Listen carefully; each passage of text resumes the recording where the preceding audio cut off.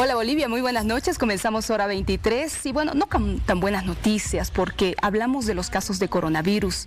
1010 casos en 24 horas. Realmente esto nos tiene que llevar a la reflexión y preocuparnos, sí, de las medidas de bioseguridad, cuidarnos, cuidar a nuestras familias. Y es justamente con el tema que queremos iniciar el día de hoy. ¿Qué va a pasar con el tema de la vacunación? Estamos con el vocero presidencial, el señor Jorge Richter, con quien vamos a hablar de este tema. Qué gusto tenerlo en hora 23, bienvenido. Vania, ¿cómo estás? Un gusto poder estar nuevamente en Bolivisión y para toda la ciudadanía, buenas noches. Bueno, se dio un importante anuncio en pasados días de que las vacunas iban a llegar al país, pero el gobierno también ha denunciado un cierto desprestigio a la efectividad de dicha vacuna. ¿A qué se debe esto? Hay connotaciones políticas que también se van instalando, Vania, en todo esto.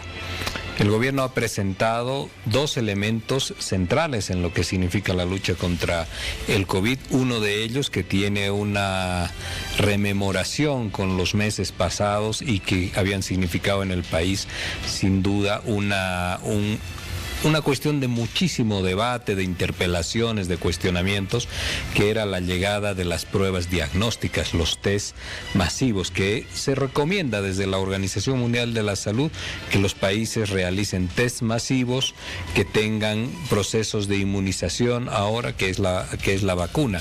Estos dos elementos el gobierno los resuelve de forma rápida, cuando no ha cumplido siquiera 2 meses de gestión. Esto, sin lugar a dudas, en términos ya políticos, Vania, genera una molestia y genera además la necesidad que desde los sectores adversarios se pueda tratar de lograr asociaciones que vayan degradando lo que significa una gestión de gobierno. Uno podrá decir ahí, pero con la salud hacer política, sí, en Bolivia con la salud también se hace política y se trata de ensombrecer lo que puede suceder con la transparencia del proceso, con la eficacia de las vacunas, con la rapidez de la gestión, con una serie de factores con los cuales van probando un poco de suerte a ver si tienen con ello mayores posibilidades políticas electorales también y posibilidades políticas hacia futuro. Esto es lo que está pasando. Ahora, ¿cuándo llega el primer lote de vacunas al país? ¿En qué cantidad? ¿Quiénes van a ser los primeros en recibirlas? Las vacunas están programadas en una primera entrega de 6,000 dosis, están programadas ya para este mes de enero. El siguiente lote, que ya es un lote más grande, que tiene una cantidad de 1.730.000 vacunas aproximadamente, hacia fines de marzo, una misma cantidad en abril, fines de abril, y lo propio en el mes de mayo por esa misma cantidad. Pero ese es un tipo de vacuna, es la vacuna que se ha logrado comprándose en negociación bilateral con el Fondo de Inversión rusa. También tenemos el proyecto o el programa COVAX. Ahí no tenemos información última que nos pueda decir en qué momento va a llegar esta vacuna. Yo he tenido ocasión de hablar el día de hoy con la asesora del presidente Alberto Fernández, porque ellos también están en el programa COVAX, tampoco tienen una fecha definida, solo una estimación que está en las 2 primeras semanas del mes de abril. Ahí tenemos 5.1 millones de dosis y 5.2 millones de dosis que estamos comprando. Ahora son 10.3 millones de dosis. Los médicos dicen que van a necesitar por lo menos 1 millón de vacunas solo para el personal de salud. No es cierto. Y que solo una dosis no va a ser suficiente para protegerlos, claro, se necesitan dos. No es cierto. Para el sector médico se necesitan 177,000 vacunas. Son 177,000 personas que están en los servicios médicos en el país y ellos van a ser los primeros beneficiados. Esto ya se ha tomado como decisión. Los primeros beneficiados y por supuesto también se los vacuna como a cualquier otro ciudadano, que son las dos dosis.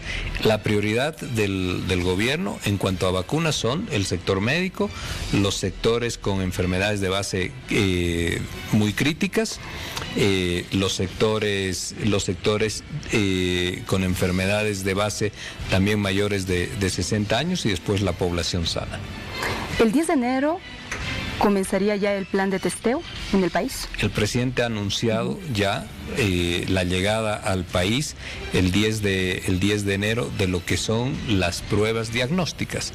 Estas son pruebas antígeno nasales que tienen una correlación del 95% con las PCRs, pero la diferencia es que una vez que se toma la muestra a través del hisopado, estas no se derivan a un laboratorio, sino que en el mismo lugar, porque tiene el químico, el reactivo, se puede tener el resultado en aproximadamente 15-20 minutos. Son muy rápidas, no van al laboratorio y por eso se convierten en masivas. Hay demanda mundial por las vacunas, eso Sí, es cierto. Eso es verdad. Y algunas gobernaciones están intentando comprar por su cuenta, por su lado, y adquirir las vacunas ante la necesidad y los casos de contagio. Santa Cruz, La Paz, Chuquisaca y Tarija. ¿Qué opina el gobierno de esto? Bueno, en la reunión que se ha llevado a cabo el día de ayer, por ejemplo, citemos una gobernación como la de Tarija. La gobernación de Tarija, esto es información que se les ha mostrado a los gobernadores, la gobernación de Tarija tiene asignado en recursos destinados a la lucha contra el COVID para la gestión 2021 0%. 0%. No tiene con qué comprar las vacunas. Pero anuncia, Vania. ¿Qué es lo que le quiero decir con este ejemplo? No, tampoco hay que hacer un mayor análisis. Existen anuncios que son muy serios y los anuncios serios siempre tienen que estar sobre la base de una decisión ya tomada, asumida y sobre un hecho posible. Y existen anuncios de carácter político electoral, cuando no tienes posibilidades de realizar de cumplir ese anuncio. Obviamente que pueden seguramente afectar otros proyectos para tratar de conseguir recursos de su presupuesto, proyectos de obras, proyectos de asfalto, etcétera.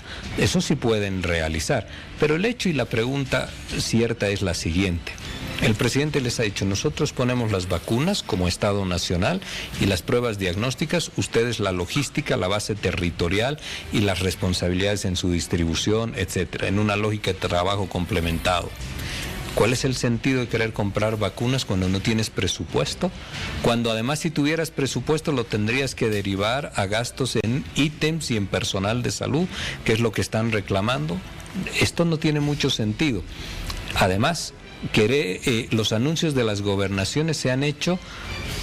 El presidente Arce anunció a las 11 de la mañana del pasado miércoles la compra de las vacunas, la firma del contrato. 1 hora y media después, la alcaldía de Santa Cruz, 2 horas después, la gobernación de Santa Cruz. ¿Y esto tenía previsión de antes? No tenía previsión de antes, no se había anunciado antes. Y además se están sobreponiendo esfuerzos, que esto es lo verdaderamente preocupante.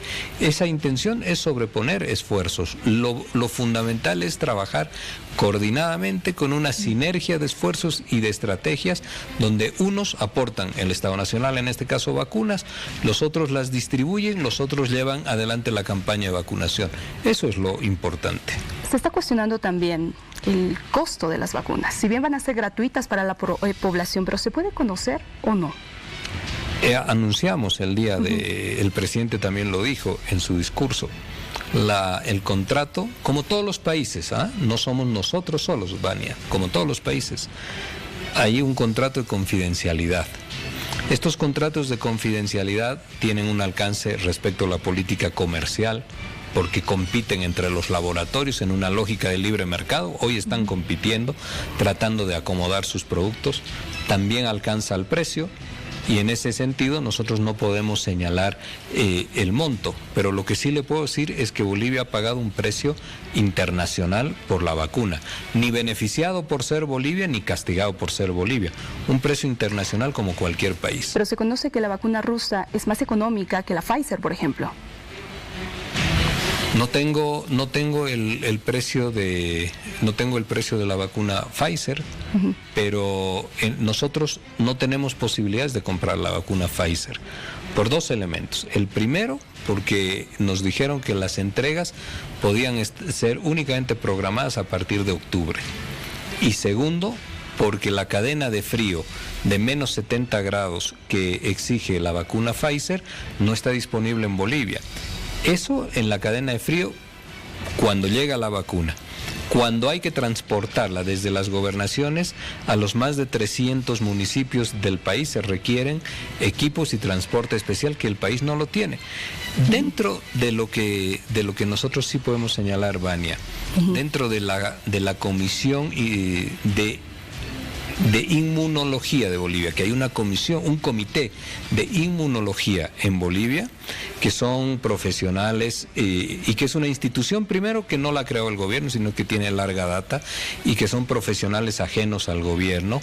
La vacuna Pfizer no es la mejor calificada, es la última de todas las vacunas, pero no porque sea una mala vacuna, no por eso, sino por las condiciones con la infraestructura de Bolivia y las características de esta vacuna. Por ejemplo, la cadena de frío. Ahora, ¿es posible que la vacuna se venda de manera particular en farmacias? ¿Es factible o no? Esa es una política que está llevando adelante México. Han autorizado a empresa privada que puedan libre importar la vacuna para su comercialización en una lógica privada. En el caso de Bolivia, lo que está ocurriendo, hoy por hoy esta es la disposición, se va a vacunar a todo el país, van a existir vacunas para todos los bolivianos de los 18 años en adelante. Por supuesto es voluntaria y se vacunará quien desee. En ese sentido, esto es lo que nosotros hoy día tenemos. Una vacuna que es la Sputnik, la vacuna Covax, que va a ser de cualquiera de los laboratorios con los que ellos están trabajando. Podrá ser Oxford, podrá ser Sputnik, podrá ser Sinovac, etcétera. Y eso es lo que vamos a tener los bolivianos a disposición. Termino con esto, por favor, porque hay quejas de algunas farmacéuticas y también de los familiares de enfermos con coronavirus, porque no se estaría agilizando en la aduana la liberación de determinados medicamentos, uno de ellos el Remdesivir. ¿Qué se conoce al respecto? Pero esas quejas las tienen que acreditar, ¿no? Esas quejas hay muchas a través de las redes sociales, Vania, pero las quejas las tienen que acreditar para que también, si esto es cierto y hubiese un problema de desaduanización de un producto en específico, pues se trabaja, se trata rápidamente y se soluciona. Pero antes que acudir a los medios para tratar de que se conozca, lo pueden solicitar. ¿El tema de aranceles se podría analizar también en esta gestión? ¿Para qué temas específicos? Para el tema de los medicamentos, para el ingreso a nuestro país. No está en este momento pensado, pero sobre medicamentos tenemos una deficiencia grande en el país, sobre todo para los medicamentos que atienden las unidades de terapia intensiva. Una unidad de terapia intensiva requiere 60 medicamentos. 60 tipos de medicamentos, que no los tenemos, que no está completo y que además todo su importación requiere también bastante tiempo. Ahí tenemos un inconveniente. Ayer el presidente ha expresado una idea que la ha soltado, pero que todavía no la ha propuesto. Y con seguridad que lo vamos a escuchar en los próximos años. Ya circula por ese pensamiento una empresa farmacéutica, una industria farmacéutica nacional de productos fundamentales, básicos, pero producidos acá en Bolivia para que tengamos acceso y para que no haya especulación y tengamos buen precio. Paracetamol, por ejemplo, ¿no? Para que tengamos buen precio. Ya está circulando en la idea del presidente, no lo ha planteado todavía. Ojalá lo haga pronto. Ojalá lo haga pronto, ha dicho una vez que termine esto. Yo le quiero señalar solo algo, permítame, Vania, un minuto.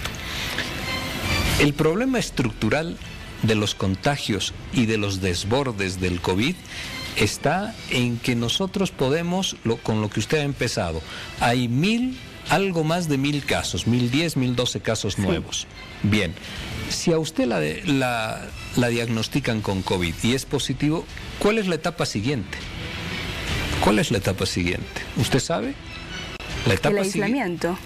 ¿Quién le controla el aislamiento? Es voluntario hoy en día. Es voluntario, es uno mismo. Ahí está el problema. Ese es el gran problema, Vania, que se ha relajado. La gente, los gobiernos, sobre todo subnacionales, dicen la población ha relajado sus medidas de protección. Esa es una forma de deslindar responsabilidades. Un gobierno si observa eso, tiene que intervenir.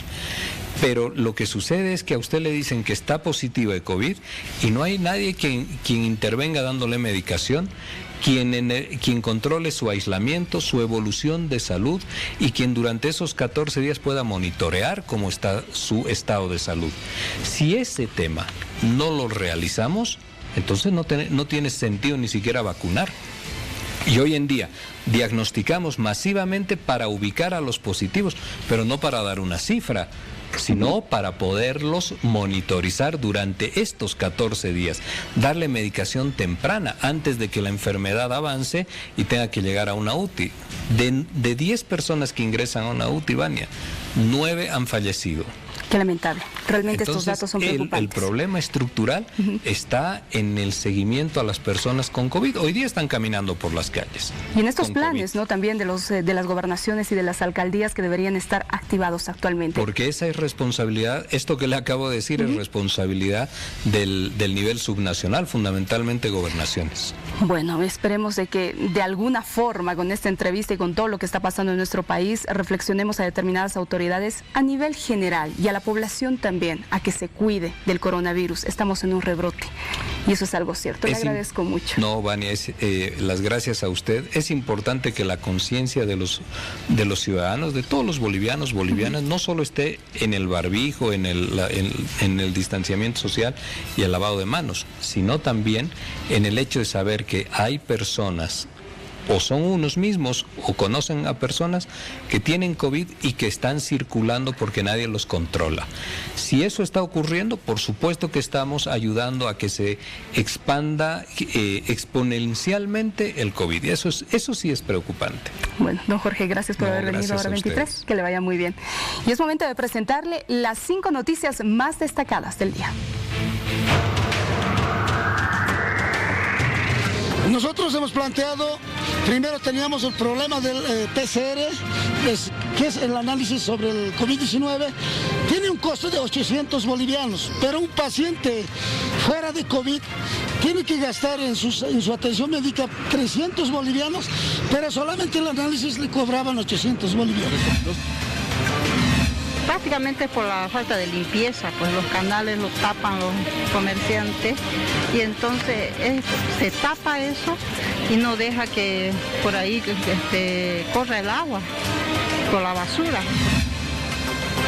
Sus sumideros, el tema de evacuación de aguas de Sucre, pues seguramente han tenido alguna dificultad, el intenso granizo que a nosotros se nos ha presentado el 2002, pues eso llama la atención para que nosotros veamos y recomendemos a la población que tengamos cuidado con el tema de la basura. Pero la recomendación a la población es tener mucho cuidado con la basura. Existen 224 personas, las cuales probablemente han sufrido un proceso de evolución, pero que tienen que ser descartadas previamente por los procesos de PCR. ¿Qué quiere decir esto? Una vez que tengamos el alta médica, recién los incorporamos. Mientras tanto, aún los tenemos en cuarentena. No solamente que nos hemos quedado en eso, sino que se han efectuado campañas de orden material vinculadas a la provisión de ivermectina. El día de mañana nos vamos a trasladar con el señor ministro de Gobierno a recibir pruebas rápidas al departamento de Santa Cruz, que es la ciudad más afectada por este mal. Llega el reporte, tal como dice la ley 602 de riesgos, es el municipio primero que tiene que atender la emergencia y cuando ellos ya rebasan la capacidad de atención, entonces nos elevan un informe y a través del informe nosotros atendemos de manera inmediata. Continuamos con Hora 23. No importa el color que tengas, serás bienvenido. Esta información es muy importante para los prestatarios porque a partir de este mes deben pagar ya sus créditos bancarios. Hay mucha preocupación en determinados sectores que dicen, ahora, ¿cómo lo vamos a hacer? Es que muchas personas se han quedado sin empleo debido a la pandemia del coronavirus. Y ante esta situación, la ASFI ha establecido un periodo de gracia de 4 meses. Y hoy vamos a conocer todos los pormenores junto a Reinaldo Yugra, director de la ASFI. Bienvenido, muy buenas noches. Vania, muchas gracias por la invitación. Es un gusto estar presente en tu programa. A ver, empecemos hablando, por favor, de a quiénes va a beneficiar este periodo de gracia. Bueno, en principio quizá, Vania, vale la pena hablar de algunos conceptos sencillos para que la gente pueda comprender mejor cómo es que se origina este mecanismo de la reprogramación y el refinanciamiento. Comencemos señalando que el crédito es una obligación mediante el cual un prestatario adquiere un financiamiento de una entidad financiera bajo ciertas condiciones. Entre ellas hay un plazo. Vamos a suponer que el plazo sea de 2 años, hay un monto que se presta y una tasa de interés. Esas condiciones, en condiciones normales, se mantienen y se cumplen. Pero en este periodo de la pandemia, como todos sabemos, se ha originado el año pasado, durante 3 meses inicialmente, marzo, abril y mayo, un periodo de diferimiento que se prolongó después hasta el mes de diciembre. Eso significa que durante estos 10 meses, las cuotas de esos 10 meses se trasladaron al final del cronograma de pagos. En el ejemplo, si teníamos un prestatario que había asumido una deuda por 2 años, digamos de enero a diciembre del año 2020 y de enero a diciembre del año 2021, con este proceso de diferimiento significaba que después del vencimiento de la última cuota, estas 10 se trasladaban sin alterarse para nada los montos de la cuota. Eso significa que hay una especie de congelamiento de todos estos importes a la finalización del periodo.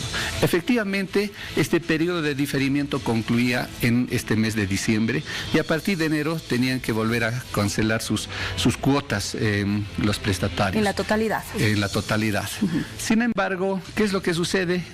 Este periodo ha sido tan complejo para todas las actividades de los distintos sectores económicos que evidentemente las autoridades hemos evaluado las solicitudes que nos han formulado los distintos sectores de la economía y sobre la base del análisis que hicimos hemos ampliado un nuevo mecanismo, ¿no?, que se llama reprogramación o refinanciamiento. ¿Qué significa la reprogramación? La reprogramación es un mecanismo mediante el cual una persona que tiene una deuda con un banco o con una entidad financiera se ve dificultada en su actividad y no puede llegar a cubrir la cuota que estaba pactada originalmente. Suponga que era 2.000 bolivianos la cuota y entonces su actividad se ha deteriorado tanto que le dificulta pagar. Entonces la reprogramación significa cambiar las condiciones del contrato.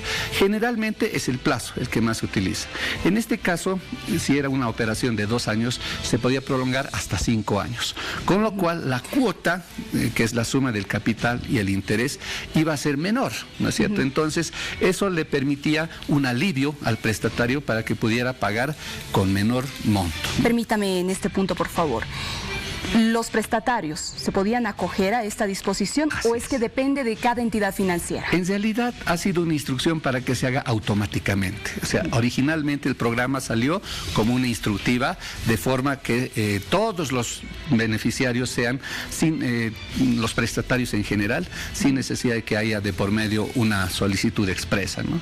Había una instructiva en el sentido de que las entidades deberían de diferir esas cuotas en estos términos. Entonces, la reprogramación se consideraba como esa posibilidad que tiene el prestatario de ampliar el plazo, con lo cual la cuota iba a disminuir. Pero algunas personas decían, ¿de qué me sirve que la cuota sea menor si todavía necesito financiamiento para reactivar mi trabajo, ¿no? Entonces surge la otra opción, que es el refinanciamiento. El refinanciamiento es un mecanismo por el cual, además de ampliar el plazo, ¿sí?, se le puede dar recursos frescos, adicionalmente un nuevo importe, con lo cual, con el plazo prolongado, incluso la cuota de la operación original más la nueva operación todavía resultaba ser menor. ¿Lo hicieron las entidades financieras? Así es, en realidad esa es la instructiva, la norma, así se ha emitido. Entiendo que han habido algunos reclamos. Nosotros somos parte del Estado que tiene una función específica de velar por el cumplimiento de las normas y bueno, estamos haciendo trabajos de inspección, de evaluación sobre los bancos para ver que cumplan a cabalidad. Ahora, hablemos de las características de este periodo de gracia, porque es muy diferente a un diferimiento. No es un diferimiento. No es un diferimiento. ¿En qué consiste este periodo de gracia? Aparte de los beneficios que significa esta ampliación de plazos y este otorgamiento de un nuevo financiamiento que es el refinanciamiento, Las autoridades hemos evaluado los distintos pedidos de los sectores que han hecho su pronunciamiento y hemos analizado alternativas. A diferencia de optar por el diferimiento, hemos aprobado una medida el día de hoy que consiste en aplicar un periodo de gracia. ¿Qué significa eso? Que durante 4 meses, al menos 4 meses, pudiendo ser mayor este plazo, los prestatarios no van a estar obligados a pagar el capital, sino solamente el interés. En estos 4 meses van a poder pagar el interés y de todos modos ese resulta ser nuevamente un beneficio adicional. La entidad financiera con el cliente van a poder acordar nuevas condiciones respecto del plazo y digamos del monto en función de las condiciones. Probablemente en algunos casos se requiera algo más de 4 meses. Entonces sí, las entidades también van a poder aplicar este mecanismo del periodo de gracia por un periodo mayor a 4 meses. Solo se pagará entonces los intereses de las cuotas y ahí surge otra consulta, porque hay muchas personas, los prestatarios, que quieren liberarse del tema del capital. Eso es lo que más les interesa. ¿Será que esto va a ser realmente de beneficio para estos sectores más afectados? Sin duda, Vania, porque hay que tener en cuenta que no solamente en el sistema financiero es importante el crédito, sino también está la otra cara que tiene que ver con los ahorros de la población. Una entidad financiera, a diferencia de otros negocios, opera fundamentalmente con recursos que vienen de la población. Entonces, si los bancos no están pudiendo recibir los ingresos por el cobro de los créditos, se ven dificultados en atender las obligaciones con sus ahorristas, con sus depositantes, con sus financiadores. Entonces, en una evaluación muy responsable, las autoridades hemos convenido en que este mecanismo le brinda la posibilidad al prestatario de no estar obligado a pagar el capital en este periodo de tiempo, pero sí ayuda también con generar un flujo de ingresos, aunque sea en menor proporción, para que las entidades financieras puedan seguir operando también en sus actividades regularmente. Los microempresarios ya se han pronunciado y han calificado esta medida como un engaño y dicen que van a insistir en un diferimiento. Vania, yo creo que hay que señalar que las autoridades hemos estado en permanentes sesiones de diálogo y conversación, no solo con microempresarios, sino con transportistas y con distintos sectores de la actividad económica del país.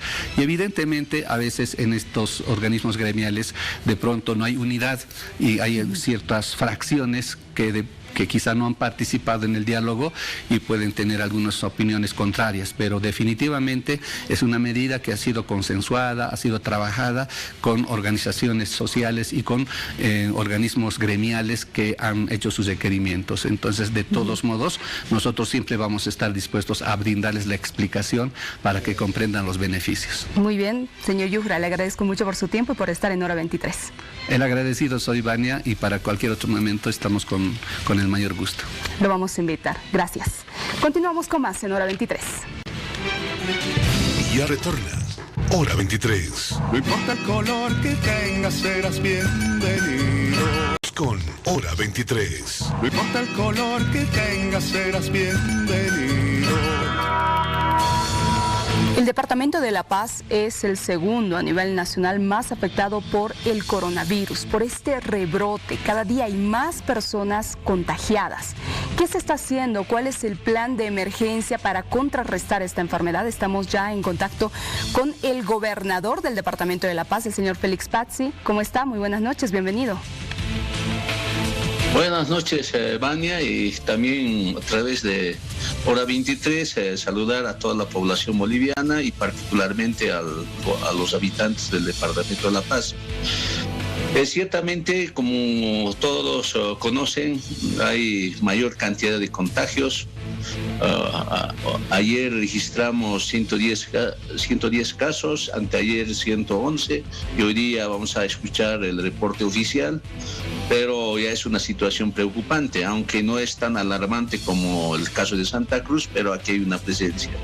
En ese sentido, ayer hemos tenido reunión con el presidente, las 9 gobernaciones más los municipios a través de sus representantes.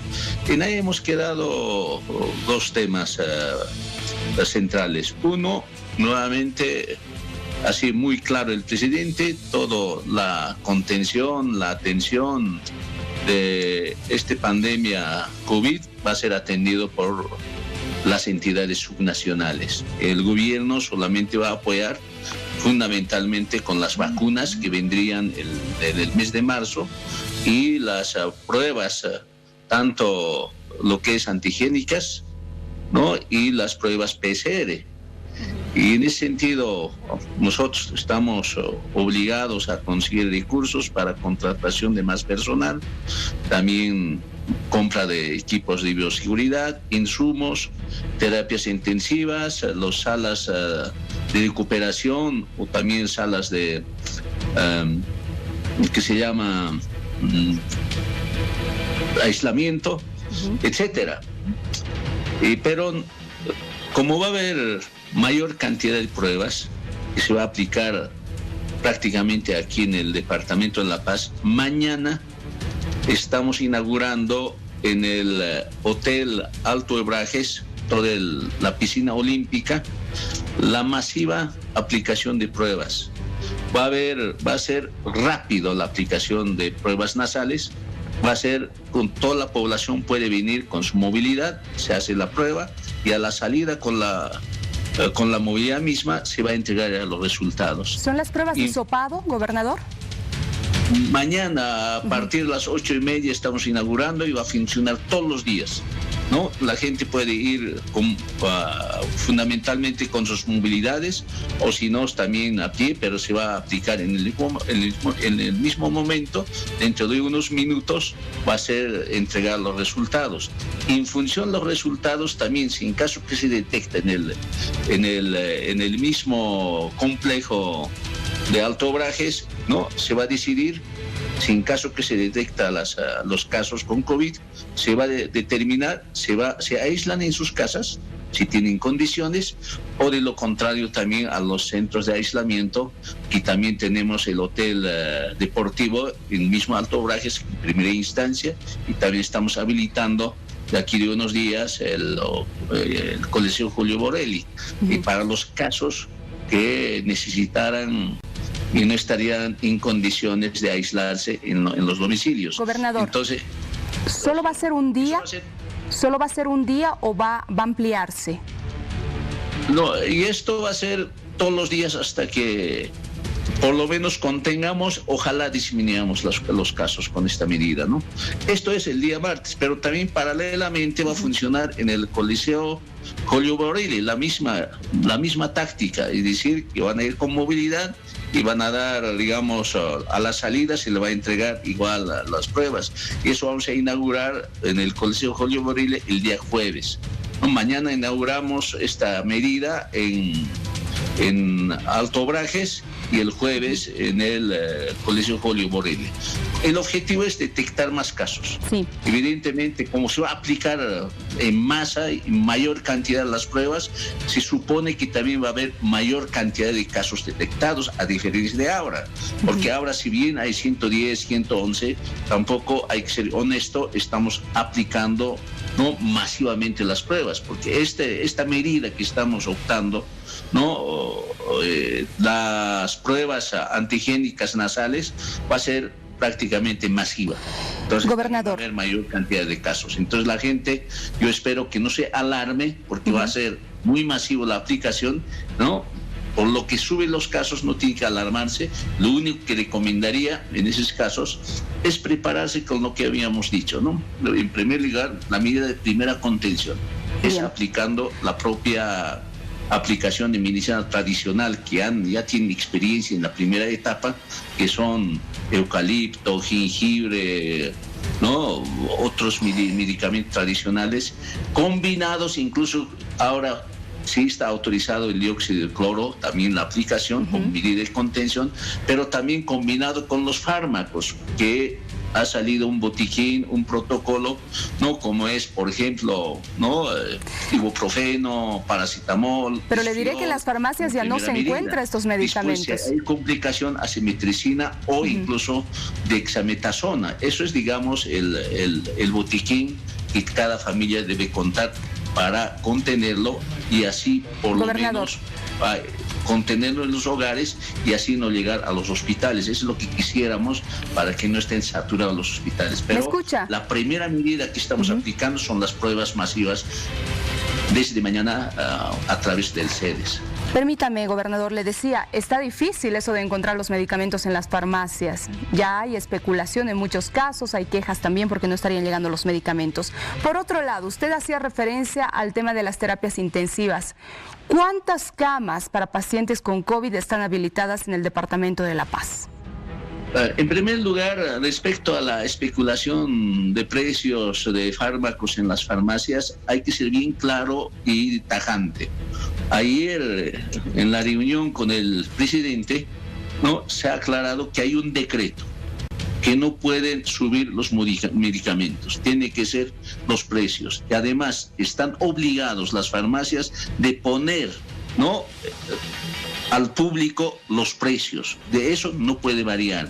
Si en caso que ocurriese eso, tienen que llamar al CEDES. Nosotros vamos a ser muy drásticos en el control para que no haya especulación de los precios como hubo en la primera etapa de contagio de coronavirus. No vamos a permitir como gobernación y como CEDES particularmente, porque hay un decreto que nos ampara para control estricto, para que no haya especulación de precios, Y el segundo elemento,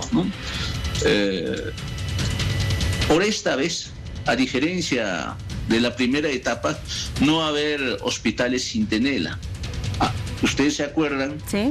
Que, por ejemplo, Hospital Norte era atención exclusiva de COVID, después teníamos a través del municipio La Portada, después Cotauma.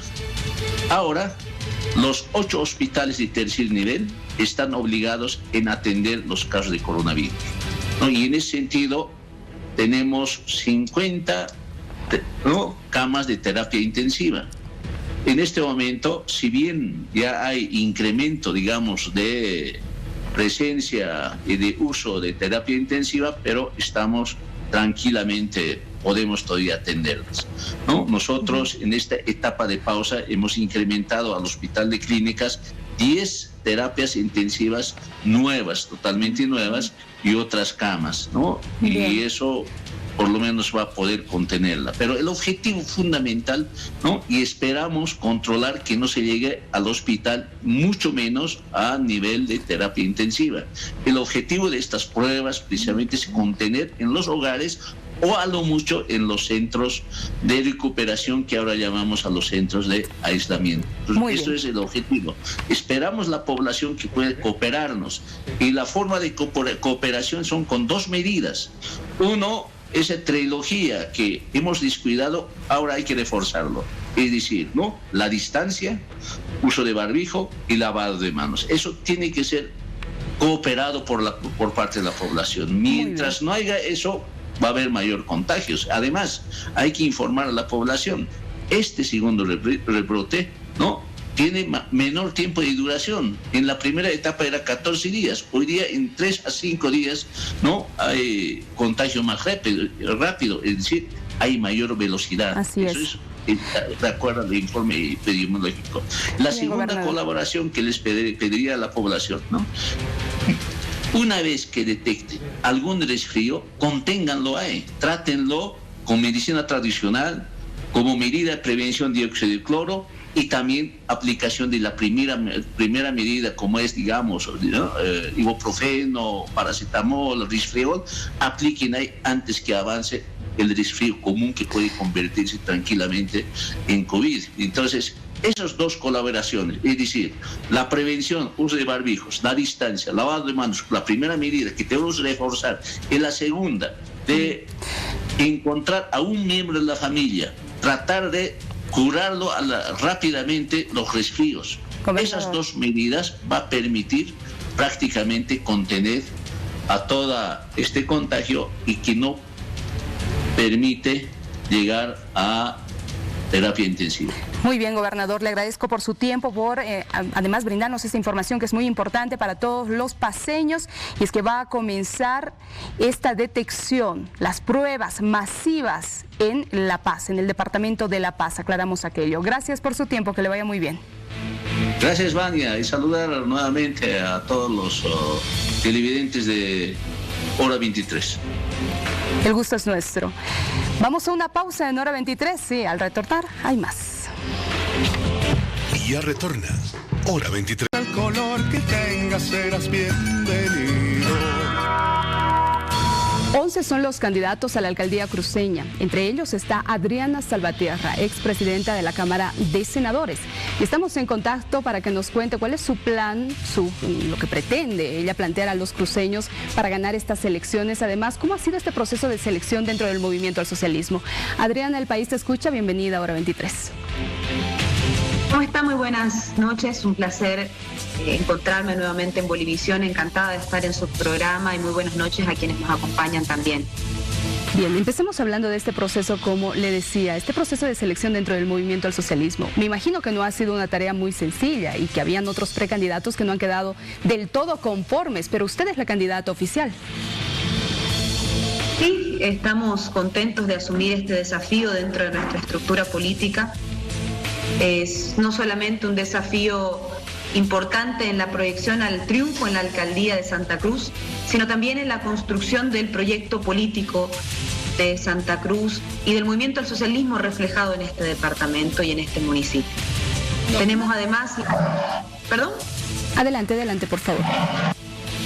Sí, por supuesto que como en todo partido político, con una multiplicidad de sectores representados, con múltiples actores que tienen liderazgos y mucha legitimidad para asumir estos proyectos políticos, para nosotros es complejo representar efectivamente el tejido social. Aquí no se define por afinidad de comparsas, agrupaciones o afinidades económicas. Aquí es democracia, es elecciones, representatividad, y esperamos nosotros reflejar aquello también en las listas que componen nuestros consejos, nuestras asambleas.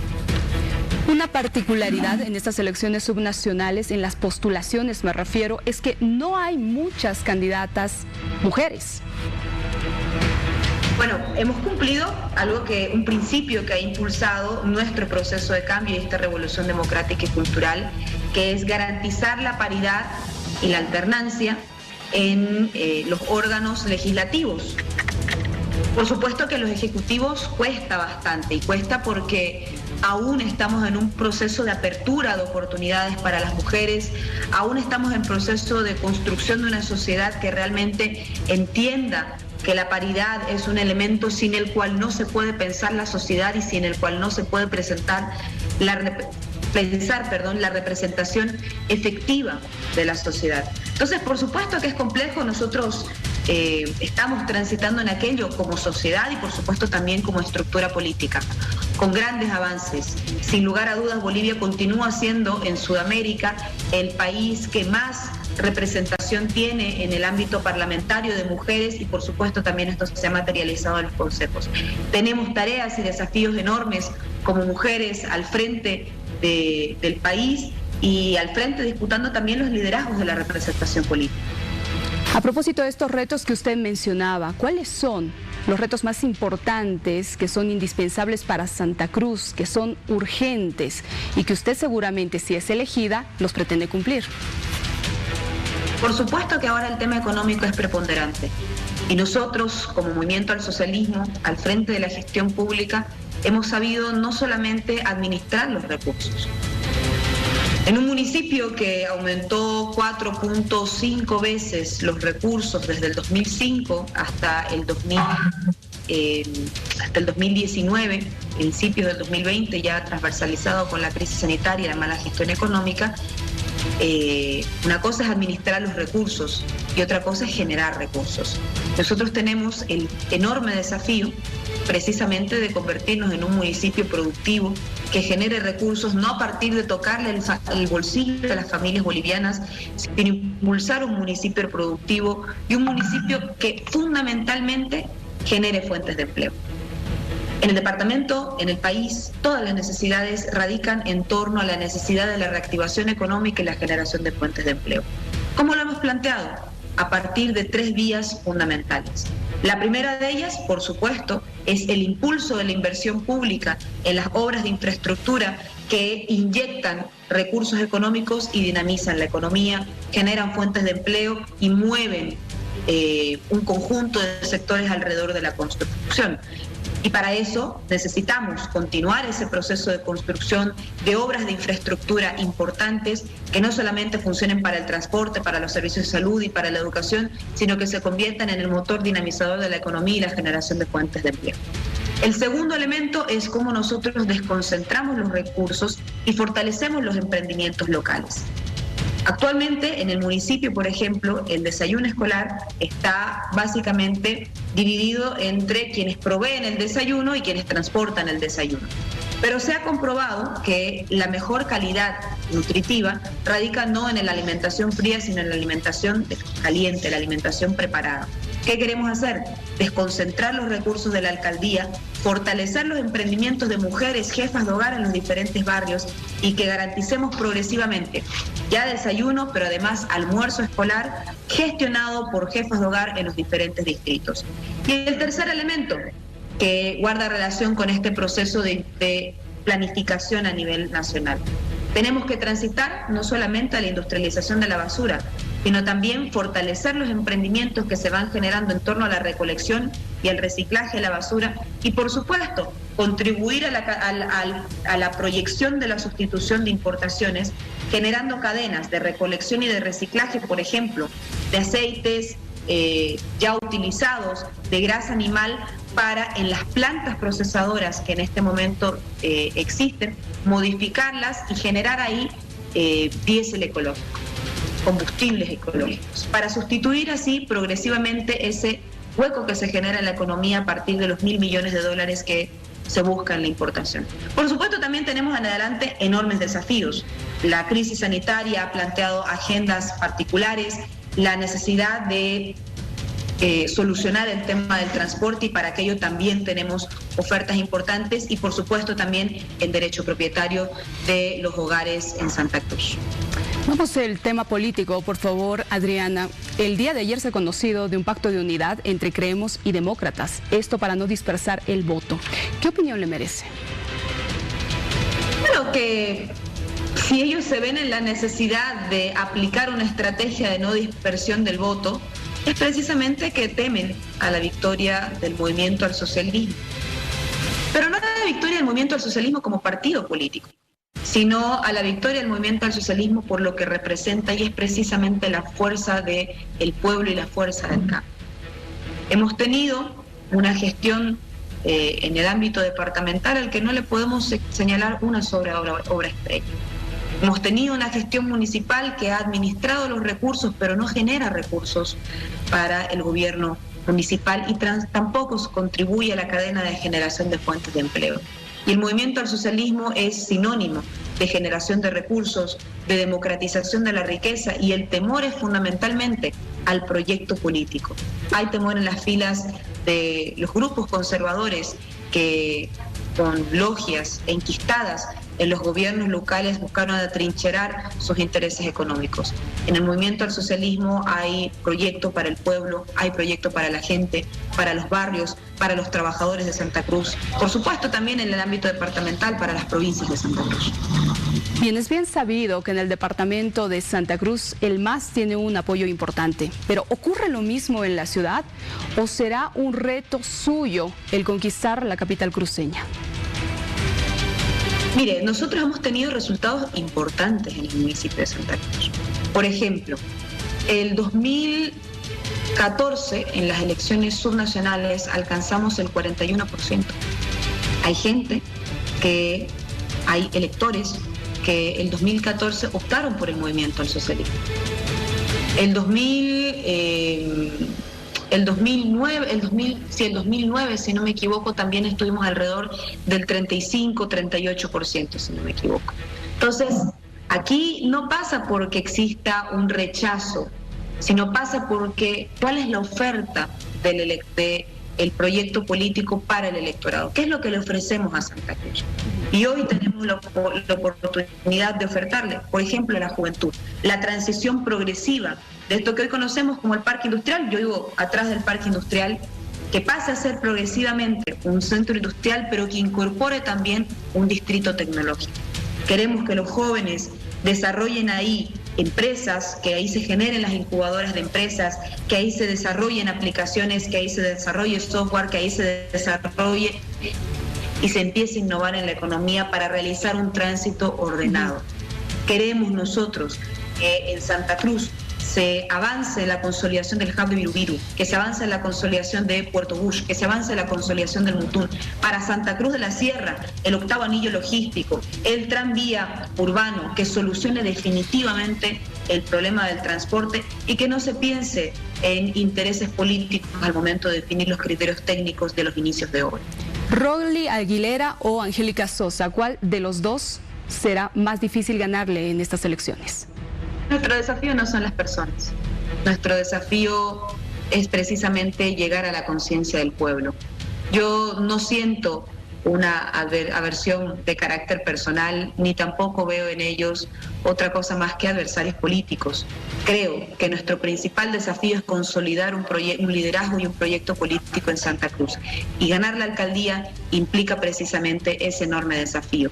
El haber llegado a los vecinos y a las vecinas precisamente con una propuesta y un proyecto que solucione sus necesidades, que le garantice el derecho propietario a la gente para que tengamos una vivienda digna, que garantice que en todos los rincones de nuestro municipio haya una escuela digna, haya la provisión de servicios básicos, que existan caminos que integren realmente a los barrios y que no tengamos diferencias entre los vecinos y las vecinas, que tengamos efectivamente una igualdad de oportunidades.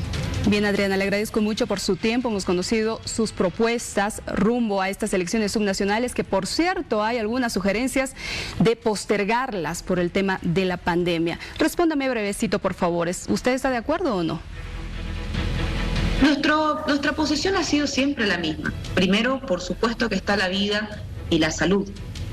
Ahora, cualquier avance o modificación sobre la fecha de elecciones, cualquier discusión en torno a la fecha de las elecciones debe ser en base a criterios científicos y no en base a cálculos políticos, que fue lo que sí vivimos en el anterior proceso electoral, de forma reiterada cuando buscaban aplazar y aplazar y aplazar los procesos electorales conforme a curvas que decían que iban a ser en junio, en julio, agosto. Cada vez que había una elección anunciaban el aumento de la curva de contagios.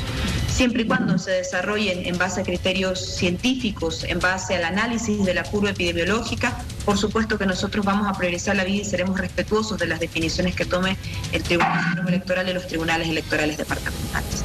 Muchas gracias por estar presente en Hora 23, que le vaya muy bien. Y bueno, se ha terminado nuestro tiempo, el reencuentro a pocas horas nada más. Que le vaya muy bien y que Dios le bendiga. Buenas noches.